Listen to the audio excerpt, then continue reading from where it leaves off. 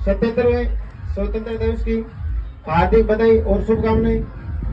नवजीवन defence academy के इस प्रांगण में मंच पर विराजमान नवजीवन डिफेंस एकेडमी के मैनेजिंग डायरेक्टर रामसू जी बाना, मयूर हॉस्टल से कैलाश जी, सुनील जी, प्रकाश जी और नरेंद्र जी, नवजीवन गर्ल्स एकेडमी के मैनेजिंग डायरेक्टर नीतू मैम, मेरे छोटे भाई बलदेव चौधरी और छात्रावास अधीक्षक ओम जी, आप सभी का मैं तहे दिल से आभार प्रकट करता हूं कि आपने इन बच्चों के लिए मनोबल बढ़ाया और इनका प्रोग्राम है जो इनकी प्रस्तुति है वो ध्यान से देखी और सुनी और आपने इनकी तारीफ की। सबसे पहले तो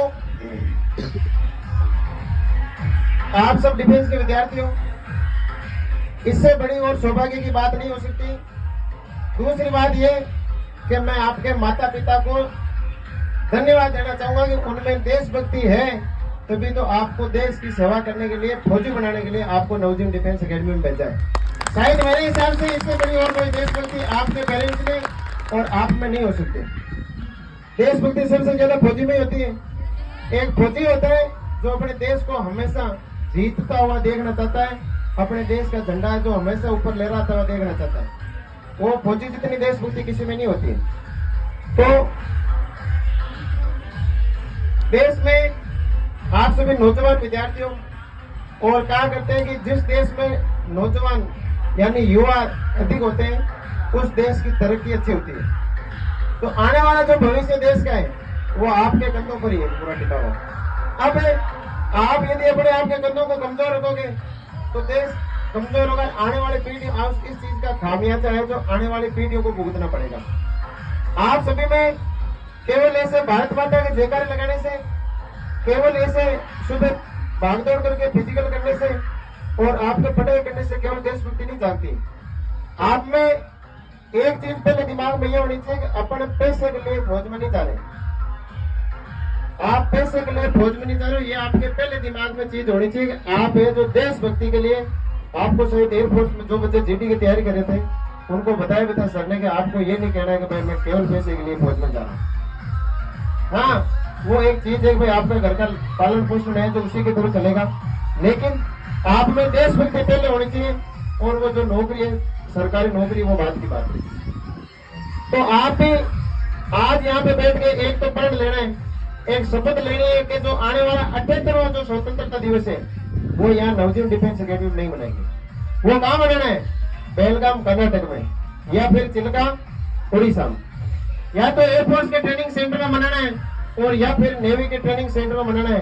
तो कौन कौन आज शपथ ले रहा है? हाथ खड़ा करके बताओ मेरे को सर। अगला जो 78वां जो स्वतंत्रता दिवस है हम बेलगाम कर्नाटक से मनाएंगे, एयरफोर्स के ट्रेनिंग सेंटर से मनाएंगे। आप ऐसे ऐसा कोई भी विद्यार्थी नहीं है जो फौज में जाने के लायक नहीं। आप सारे के सारे फौजी बन सकते हो। अभी ये जो बच्चे कॉमेडी में बात कर रहे थे कि भर्ती 3500 पोस्ट की, फिजिक्स वाले सर सही कह रहे थे। आपको कितनी पोस्ट चाहिए मेरे को बताओ? आपको एक भर्ती और एक ही पोस्ट चाहिए, इससे ज्यादा नहीं तो आपको पोस्ट चाहिए नहीं आपकी भर्ती चाहिए।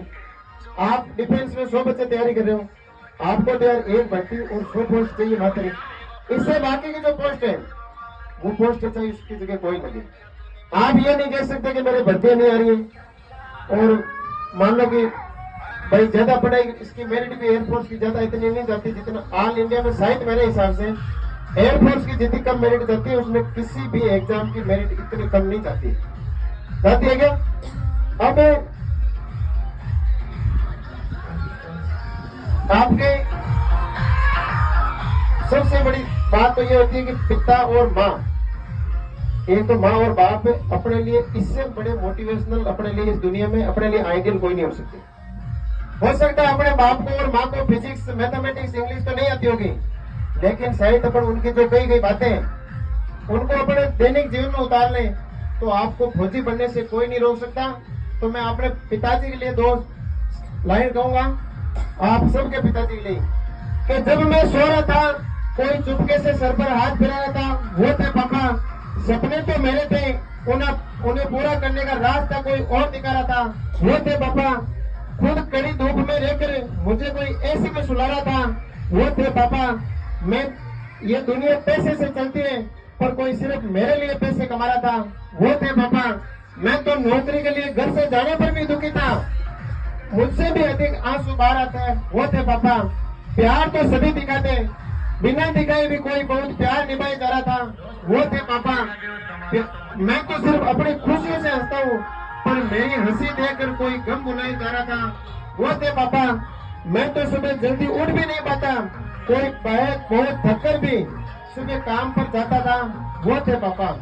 तो अपने माता और पिता शायद आपके लिए वो कितना भी दुख पाले, आपको जब भी नींद आती है आप वो चीज याद करो। आपको जब भी पढ़ते टाइम नींद आती है तो आप उस चीज को याद करो कि किसी का पिताजी कि मेरा बाप है जो कोई बॉर्डर पे तैनात होगा, किसी का पिताजी है जो खेत में काम कर रहा होगा, और किसी का पिताजी है जो बस में चल रहा होगा। आप नौकरी इसलिए नहीं कर रहे हो कि आप पैसे के लिए, आप नौकरी इसलिए कर रहे हो कि जो बस में अपने पिता जो सफर कर रहा है वो आने वाले कल में गाड़ी में आए, और जो मेरी माँ है जो सीधे साधन से कपड़े पहनती उनको एक अच्छे से शोरूम में जाकर अच्छे से अच्छे कपड़े दिलाऊं, इस भावना से आपको पढ़ाई करनी है। केवल नौकरी के लिए नौकरी आप इसलिए नहीं करोगे मैं बस घर का काम चल जाएगा। बेटा मार्टिन लूथर किंग जूनियर जिसका कहना था कि अगर तुम उड़ नहीं सकते तो आप दौड़ो, आप दौड़ नहीं सकते तो आप चलो, आप चल नहीं सकते तो आप रेंगो, लेकिन आपको कठिन से कठिन परिस्थिति में भी रुकना नहीं। उनका कहना है आप आगे बढ़ते रहो, सफलता आपका स्वागत करेगी। रास्ते पर कंकड़ ही कंकड़ होते हैं, रास्ते पर चलते हैं तो रास्ते में बहुत सारे कंकड़ होते हैं, लेकिन उन कंकड़ को तो एक अपन जूते पहन के भी उन पर चल सकते हैं। लेकिन यदि एक कंकड़ उन्हीं कंकड़ों में से एक कंकड़ अपने जूते के अंदर आ जाता है तो चाहे आप कितनी से अच्छी हाईवे पे चल पाओगे क्या? मेरे को बताओ, आप नहीं चल पाओगे ना।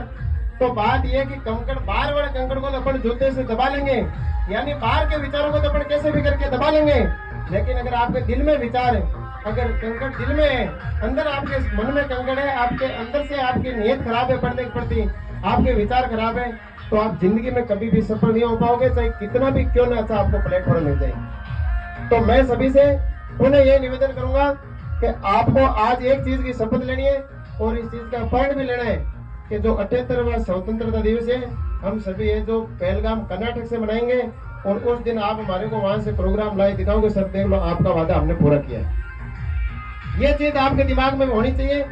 ये जो समय है मैंने आपको पिता के बारे में सारी चीजें बताई है, और आप में से कोई भी बच्चा खड़े होकर बता दो सर ये बात वास्तविक नहीं है ना वास्तविक। आप चाहे दिन में ऐसे में पढ़ रहे होंगे, लेकिन आप में से अधिकतर का पिताजी है जो खेत में काम करता है नहीं करता, मैं नहीं बताऊं। वो सपने देख रहे हैं किनके भरोसे? आपके भरोसे। वो भी गांव में घर बैठा ऐसे बोल रहा है मेरा बेटा फौजी बढ़ेगा, अरे कह रहा है नहीं कह रहा, मेरे को बताओ आप। आपके पिताजी है जो गांव में गड्ढे पे बैठ के भी कह रहे हैं मेरा बेटा नवजीवन डिफेंस अकेडमी कुचामन सिटी में पढ़ रहा है और वो फौजी बनेगा, एयरफोर्स की 13 अक्टूबर को उसको एग्जाम है। ये किसके दम पे कह रहा है आप बताओ मेरे को? आपके दम पे कह रहा है ना।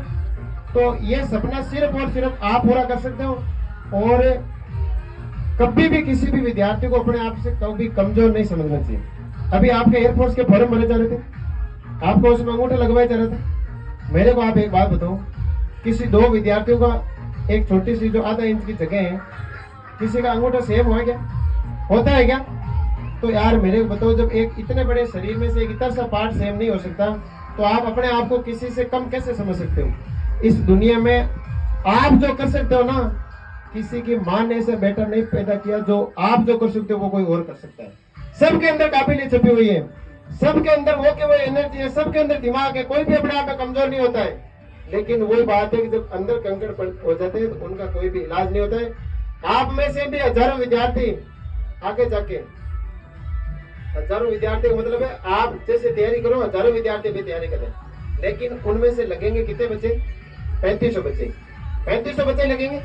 लेकिन तैयारी तो लाखों बच्चे करें, लेकिन तैयारी करने से कभी नौकरी नहीं लगती है, तैयारी करने से कभी नौकरी नहीं लगती है। अभी वो एक बच्चा शुरू में जो मोटिवेशनल स्पीच दे रहा था उसने, वो धर्माराम ने, कि पढ़ाई आप कितनी भी करो लेकिन उसकी रेगुलरिटी होनी चाहिए। आप एक दिन तो रात को 1 बजे तक पढ़ लोगे और दूसरे दिन आप 3 घंटा सो जाओगे, फिर तीसरे दिन आप 5 घंटा पढ़ोगे, फिर आप सो जाओगे। ये आपका कोई रूटीन नहीं होता है। और ये इस हिसाब से, तो मेरे हिसाब से पढ़ाई भले आप 3 घंटा कर लेनी चाहिए, इस तरीके की पढ़ाई से कभी भी कोई बच्चा सफल नहीं होता। तो मैं पुनः आप सभी को इस स्वतंत्रता दिवस की ढेर सारी शुभकामनाएं प्रेषित करता हूँ। और आप सभी जो ये बच्चों ने जिन्होंने कार्यक्रम दिखाया उनके लिए मैं धन्यवाद देना चाहूंगा। आपने बहुत ही कम समय में अच्छा प्रोग्राम दिया, अच्छा परफॉर्मेंस दी और सभी बच्चों का मनोबल बढ़ाया। तो पुनः सभी को बहुत बहुत धन्यवाद, ढेर सारी शुभकामनाएं। Thank you.